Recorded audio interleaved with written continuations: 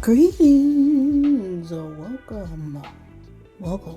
This is Mind Over Number, and I am Karanda. I am a spiritual coach, intuitive, and numerologist. Okay, clear my space, get ready for this Life Path 9 reading. Before we get started over here, we always give thanks to the Divine Mother, Father, God, who helps me interpret these messages in the way they are meant to be received. So if you are of negative orientation, okay, not serve highest good, you are not welcome here, you will not like me, and I would not like you. If you don't know how to calculate your life path number, add the single digits of your birth year to the single or double digit of your birth month, and add that to the single or double digit of your birth day. That is the method I use to find your tarot and astrological correspondence when I'm looking at your full numerology chart. So if you ever want to know more about me or my services or how to calculate your life path number with the method I use, all my information is in the description box below the video.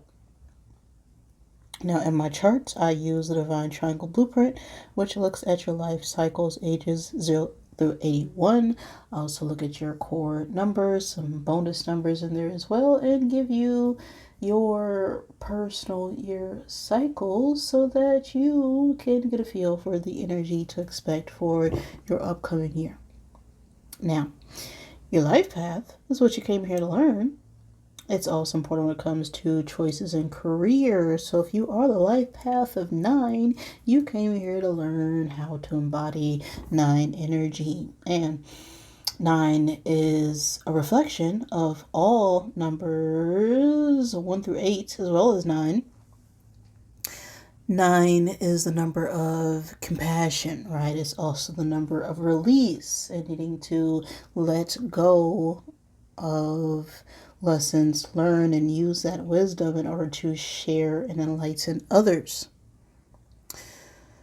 So 9s can struggle sometimes with forgiveness, also being a bit idealistic as they're more focused on global endeavors, so they can feel a bit disconnected or misunderstood from the world who's more focused on physical things. They are often involved in charitable activities. They have this strong desire to improve the world as they're very naturally giving and generous. That is 9 energy. So, I'm ready. Let's get set and let's go with this reading. Okay, we're in some 7 energy 9s. The 7th month or the 7th day of any month could be significant. The age 7, the life path 7. 7 is the number of introspection. It's also the number of spirituality, right? It's very withdrawn at times. It's also a very analytical number, so we could be observing, getting information, going within on something. I'm going to get 7 cubes out of this bag to help give you confirmation for this reading. Okay, always take what resonates with you, leave what does not. There are no coincidences, only synchronicities. So, if it syncs up with you, then take that as a message from the universe that you did not get the first time. So, let's see what is up with you 9s.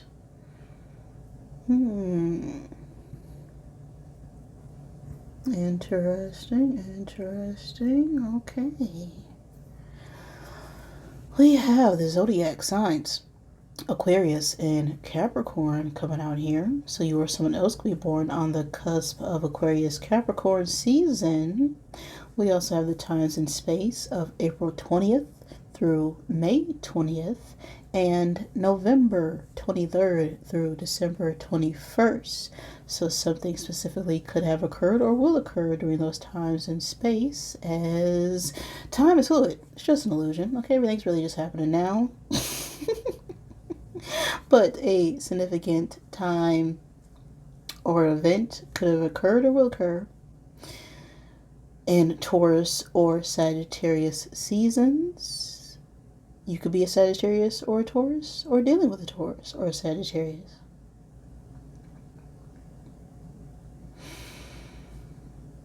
Now we have the element of air, Ram, Scorpion, and Crab energy. Okay, well, I feel like someone's trying to get out of a toxic situation when it comes to either a father or father figure, or we're needing to use our inner authority or strength to move out of a toxic situation. With this air energy, this talks about our mind, this talks about our intellect, this talks about communication. So I feel like we're trying to communicate or trying to figure out how to release and let go of sort of being surrounded by some things that just no longer work for us anymore. Okay.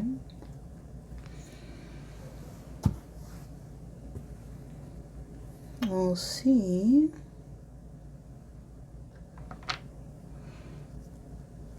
What the message is.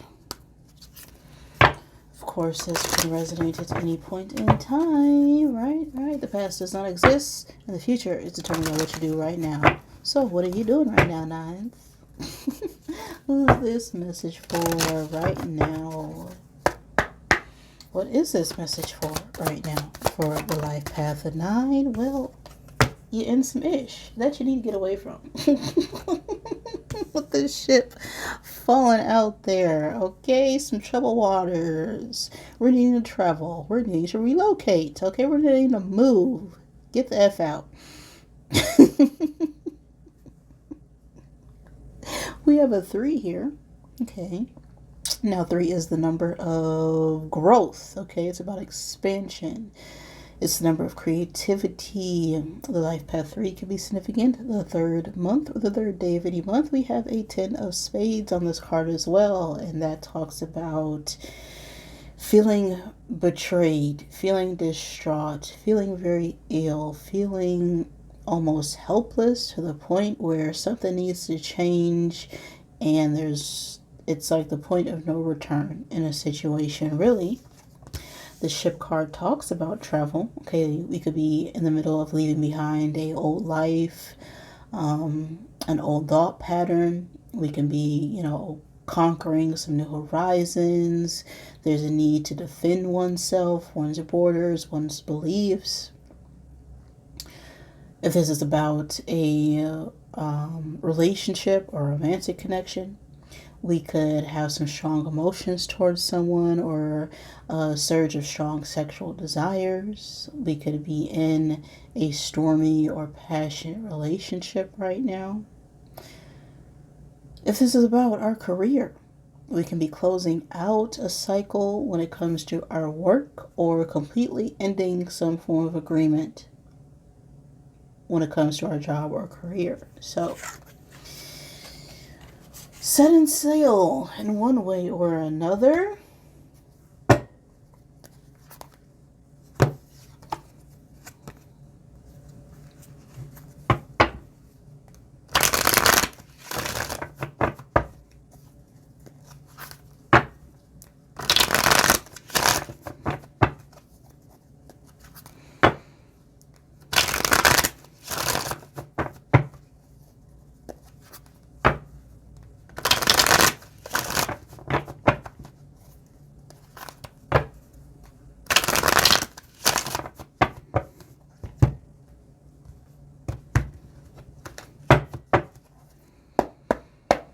Okay, what's going on in the present energy for life path 9?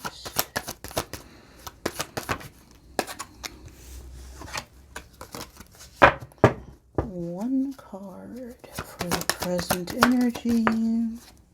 10 of Swords reverse. Yeah, the point of no return. Oof.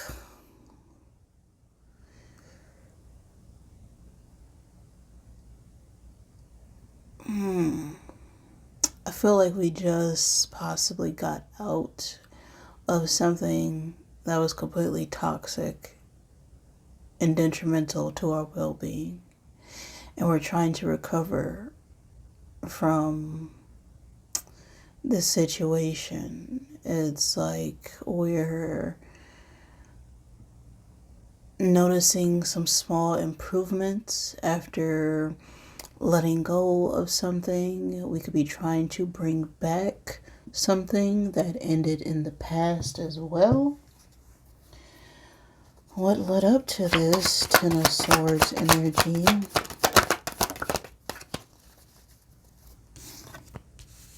Nine of Cups.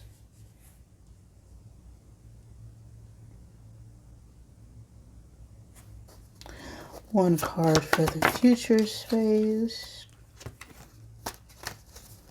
One card, okay.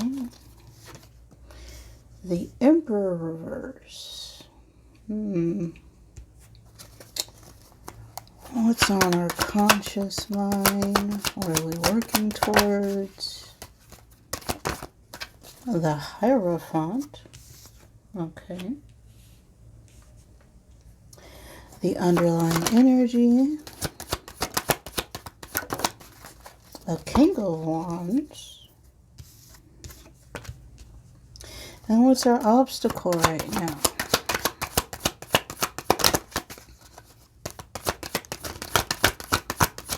What's the challenge? What are we needing to overcome right now?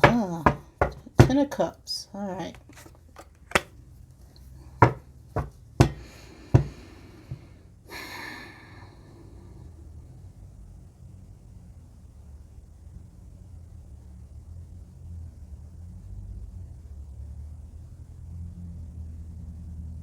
I feel like we're finally getting back on track after being betrayed by some sort of family or family dynamic or the people around us. You know, we are getting our health back in order. We're feeling more emotionally stable. We're, you know, finally feeling abundant and successful independently after leaving behind, you know, some form of comfortability here. And the focus right now could be some form of higher level of commitment, or we can be trying to, you know, deciding to, you know, go to school, develop some sort of new skill set with this Hierophant energy. Now, the Hierophant could be a religious or spiritual teacher. This is someone who has acquired some form of knowledge or understanding at a higher level and is able to teach that to others. The Hierophant also talks about contracts and commitments or institutions. That is Taurus energy. We have the Emperor reverse, which is Aries energy, and we have a King of Wands here. Now, this could be an older masculine fire sign. Aries, Leo, Sagittarius doesn't have to be. But with this Emperor reverse in our future position,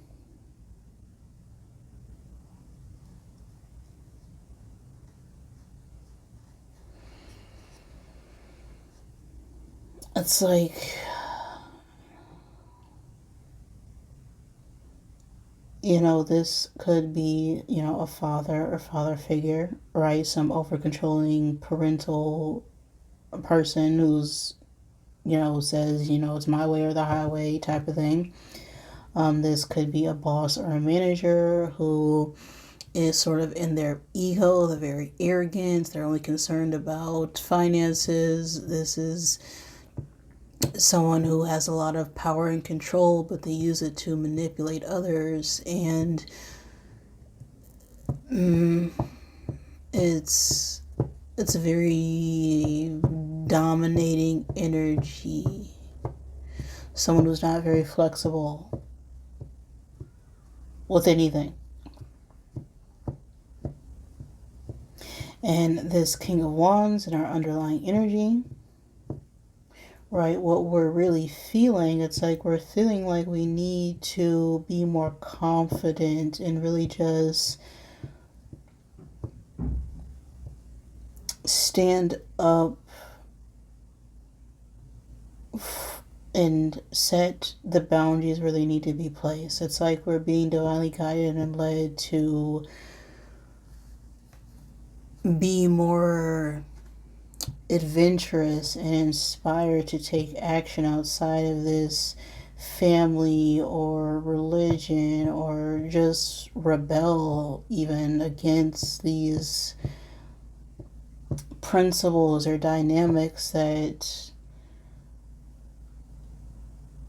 you know, it's like, now this emperor doesn't have to be a father figure, right? This could just be someone who's heavily in their masculine energy, but this is someone who is very domineering and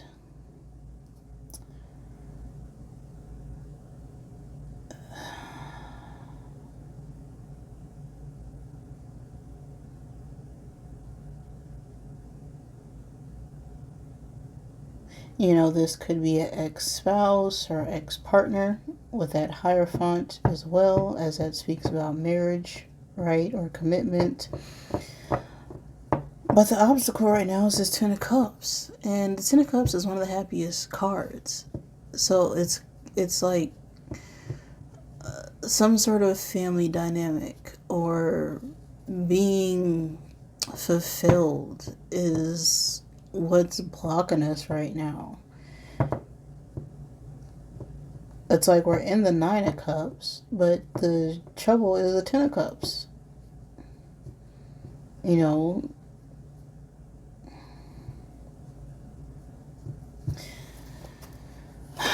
advice for 9 right now. Where's 9 at in all this? 3 of Wands. Well, start planning. Now, you could be in this planning energy, okay, getting ready to set sail, or waiting for something to come in that will help you move forward, right? Get more grounded, right? We're not as stable as we want to be, but we're gaining up the confidence in order to arrive at where we know we need to go. Now, what are the outside influences affecting this situation here? 8 of Swords. Okay, your own negative, self-imposed imprisonment of your own thoughts. Ugh, I hate the 8 of Swords. Can't you tell? What is our hopes or fears?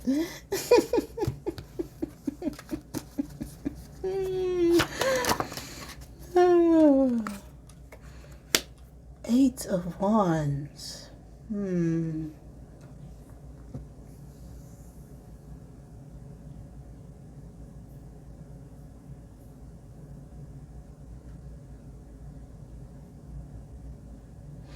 So we can be hoping to move forward really quickly to communicate something, or we could be fearing some form of communication or movement that's going to cause a shakeup in something when it comes to someone's, you know, personal limiting beliefs here. Final card for the outcome.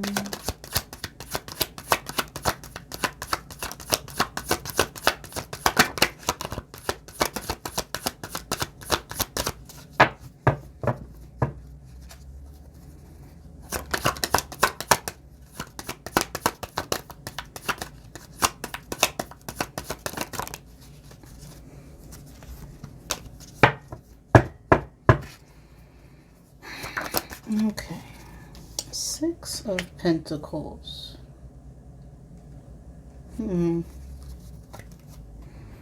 Four of Pentacles at the bottom of the deck here.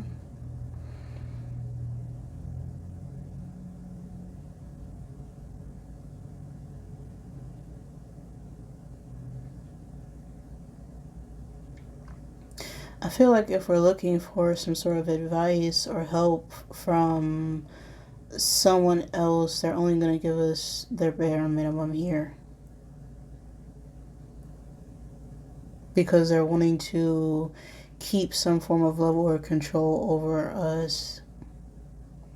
And it's like we know that. That's why we're in our head. That's why we're overthinking. That's why we're overanalyzing a situation, because of this person, place, or things control over our own thoughts here.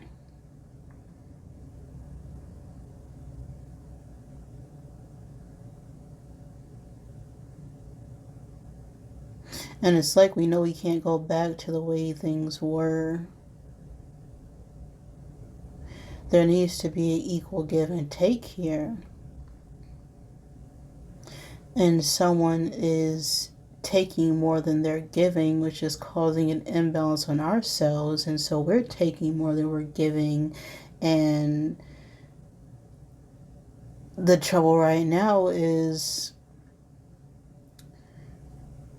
I feel like power dynamics within a family. You know, maybe someone is growing up and someone's having a hard time dealing with that. And that's leading to, you know, someone wanting to, you know, seek roots elsewhere. And someone is still trying to make someone feel like they're not capable when they've been more than capable. Someone's just afraid of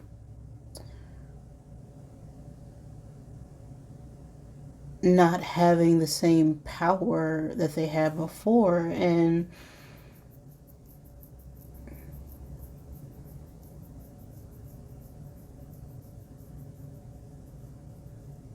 it's like, especially when it comes to family,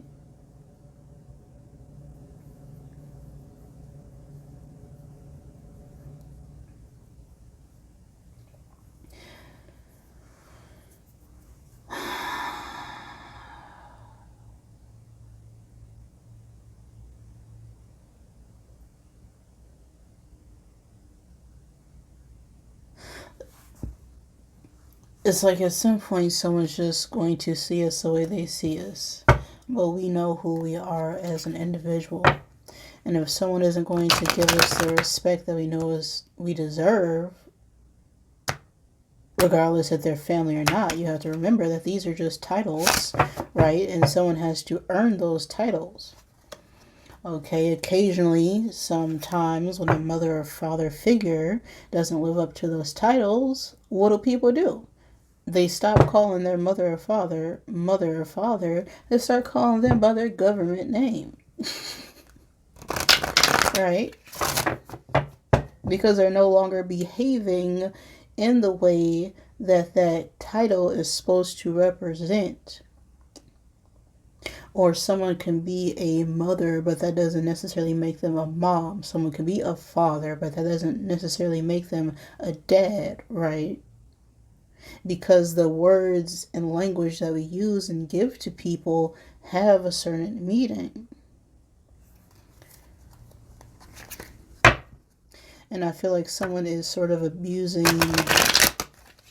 that title. Because if they weren't so-and-so, if they weren't your uncle, if they weren't your grandfather, if they weren't your, you know, grandma, grandfather, okay, would they be able to get away with half the stuff or things that they were doing? Absolutely not, is what I'm feeling here.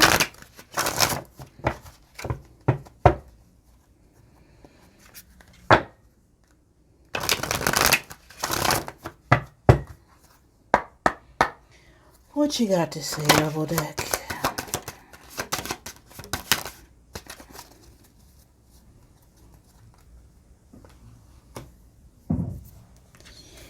Drink a smoothie, unfriend that a-hole, and throw some ish out. Okay, detox. Okay, detox. Step away from the toxic people, places, and things. Get more grounded, okay? Consume something that's going to actually benefit you, right? Let go and release all the toxic people, places, and things. Throw that ish out. Throw that person out, regardless of who they are, okay? Cut them the F off.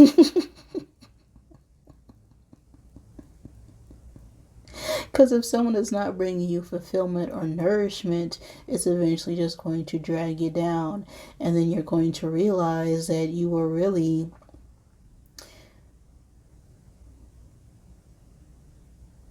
taking in other people's BS.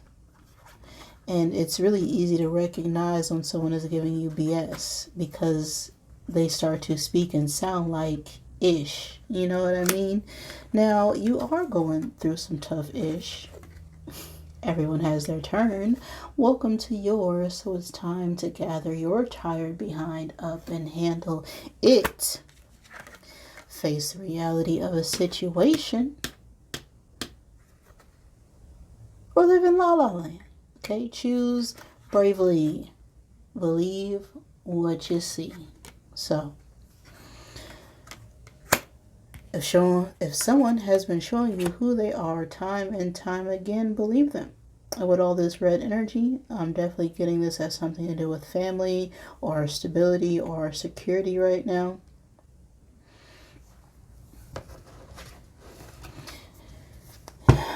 You may want to look at root chakra meditations or to embody more confidence, right? Wear more red, eat more red foods.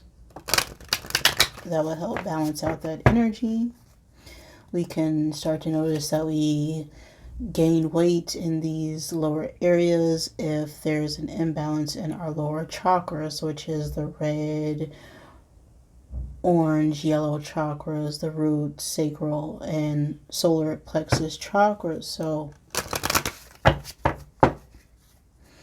someone is stifling our creativity. Someone is stifling our ability to be secure and obtain finances. And I'm feeling someone is blocking us. And we're cut off from all this because we're letting them. Okay? We need to face reality. Or keep wearing the rose-colored glasses. That's all I'm saying here. One final card for this energy now.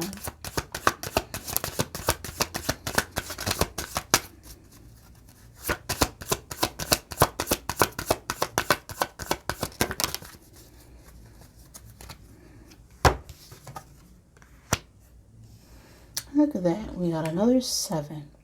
All right, time to reflect. Time to reevaluate. Time to go within. I'm a creator. It's what's on the card. Everything around me began as a thought. My clothes, my home, and even the roads I drive on were once just thoughts.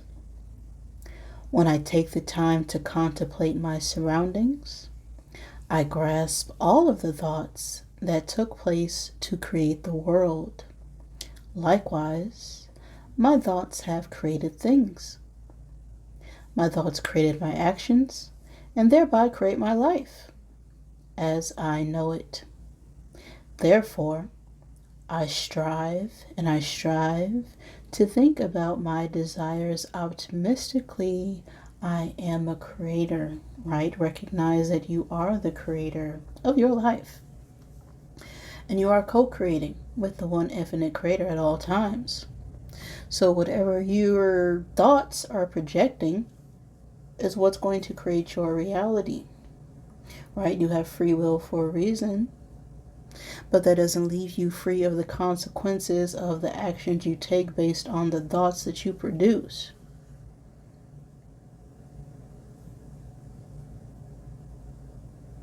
I'm a creator is the message I got for you right now, Nines. If any of that resonated with you, great. If it did not, I am sorry. Please forgive me. Thank you for joining me, and I love you.